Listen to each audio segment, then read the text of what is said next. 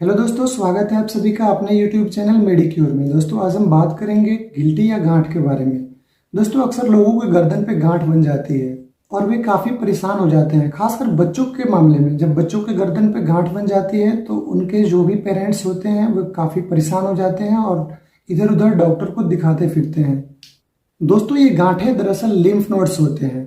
आइए अब हम लिम्फ नोड्स के बारे में संक्षिप्त चर्चा कर लेते हैं। दोस्तों हमारी बॉडी में किसी भी तरह के बैक्टीरियल इन्फेक्शन होने पर लिम्फ नोड्स काफ़ी एक्टिव हो जाते हैं। जितना ज़्यादा इन्फेक्शन होता है उतना ही ज़्यादा लिम्फ नोड्स बनते रहते हैं बैक्टीरिया को किल करने के लिए। दोस्तों हमारे शरीर के अंदर डब्ल्यूबीसी को लिम्फोसाइट से फिल्टर करता है। लिम्फोसाइट्स कोई बीमारी नहीं है, बल्कि हमारे शरीर में ये पहले से ही उपस्थित रहते हैं। लिम्फ नोड्स की संख्या हमारे गर्दन के आसपास ज्यादा होती है। तकरीबन 70 से 80 नोड्स हमारे गले के आसपास ही होते हैं। इसलिए लिम्फ नोड का सूजन सबसे अधिक गले में देखा जाता है। दोस्तों ये सूजन लिम्फ नोड्स के ज्यादातर बच्चों में देखे जाते हैं, क्योंकि बच्चों के जो इम्यूनिटी सिस्टम होते हैं वे काफी कमजोर होते हैं। बच्चे किसी भी इन्फेक्शन के बहुत जल्दी शिकार हो जाते हैं। इसलिए एडल्ट्स की अपेक्षा बच्चों में लिम्फ नोड्स के मामले ज्यादा देखने को मिलते हैं और बच्चों में ही गिल्टी या गांठ होने के ज्यादा चांसेस रहते हैं। आइए दोस्तों हम जानते हैं लिम्फ नोड्स बनने के कारण के बारे में। दोस्तों वैसे तो इसके बहुत सारे कारण होते हैं, लेकिन हम इसके कुछ ठोस कारण के बारे में चर्चा करेंगे। दोस्तों टीबी के मरीजों में जब ट्यूबरकुलोसिस का इन्फेक्शन बढ़ जाता है तो उनके लिम्फ नोड्स फूल जाते हैं। कई बार टीबी के मरीजों में ये फूल जाते हैं घाव की तरह और इनमें से पस भी आने लगते हैं। दोस्तों हमारे मुंह के अंदर छाले पड़ जाने से माउथ अल्सर्स के कारण भी लिम्फ नोड्स में सूजन आ जाती है और यहाँ पे गांठ दिखने लगती है। कई बार इसमें पेन भी हो जाता है और हमें बुखार भी आ जाती है।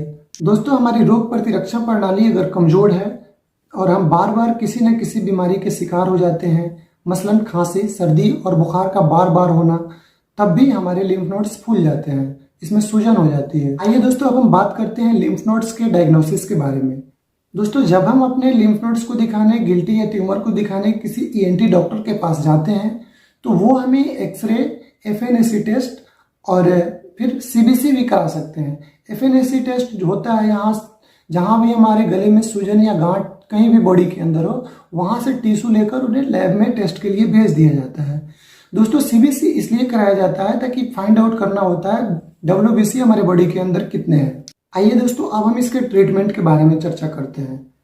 एलोपैथिक में तो इसके बहुत सारे ट्रीटमेंट हो सकते हैं। अगर पार्टिकुलर एक जगह या दो जगह पे ग्लैंड है, गांठ है, तो फिर इसको सर्जरी के द्वारा भी बाहर किया जा सकता है। लेकिन बहुत सारे जगह होने के बाद हम कहाँ कहाँ पे सर्जरी कराएंगे, इसलिए इसमें सबसे जो अच्छा इलाज होता है वो होम्योपैथिक को माना जाता है। होम्योपैथिक मेडिसिन काफ़ी इफेक्टिवली इसमें काम करती है और 2 से 3 महीने में हमारे लिम्फ नोड्स के सूजन या कहीं भी गिल्टी है बॉडी में तो उसको कम कर देता है और धीरे धीरे ये खत्म हो जाती है। सो इसमें सबसे जो बेस्ट ट्रीटमेंट है वो होम्योपैथिक को ही माना जाता है। तो आज का हमारा पहला मेडिसिन लेपिस एल्बस है। लेपिस एल्बस की 30 पोटेंसी हमें दिन में 3 बार 2-2 बूंद डायरेक्ट टंग पे लेनी है।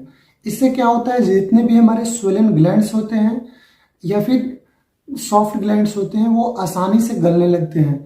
इसके लगातार 2 से 3 महीना के प्रयोग करने से हमारे ग्लैंड्स धीरे धीरे दबने लगते हैं और ये फिर गल जाते हैं। दोस्तों हमारी आज की दूसरी मेडिसिन है ट्यूबरकुलिनम। ट्यूबरकुलिनम हमें 1 पोटेंसी में महीने में 1 बार डायरेक्ट टंग पे सुबह खाली पेट 3 से 4 बूंद लेनी चाहिए।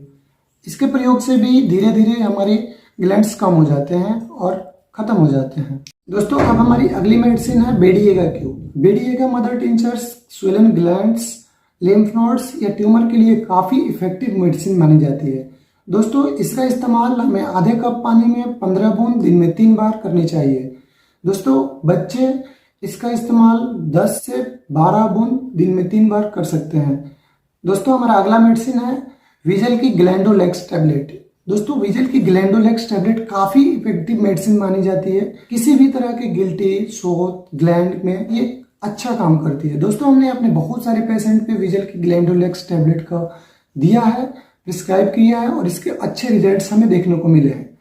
दोस्तों इसके 2 टैबलेट दिन में 3 बार खाना खाने के बाद हमें इस्तेमाल करना चाहिए। अगर बच्चे हैं तो उन्हें 1-1 टैबलेट दिन में 3 बार इस्तेमाल करनी चाहिए। हमें उम्मीद है कि इन सारी दवाओं के इस्तेमाल से आपको बहुत ही लाभ मिलेंगे, इसलिए इन सारी दवाओं का इस्तेमाल हमें निरंतर करनी चाहिए। तो हम बात करते हैं कि हमें लिम्फ नोड्स होने की स्थिति में किन किन चीज़ों से परहेज करनी चाहिए। दोस्तों, हमारे खाने पीने में अगर कोल्ड ड्रिंक्स या फिर केला, दही, मछली, इन सारी चीज़ों का इस्तेमाल हमें नहीं करनी चाहिए।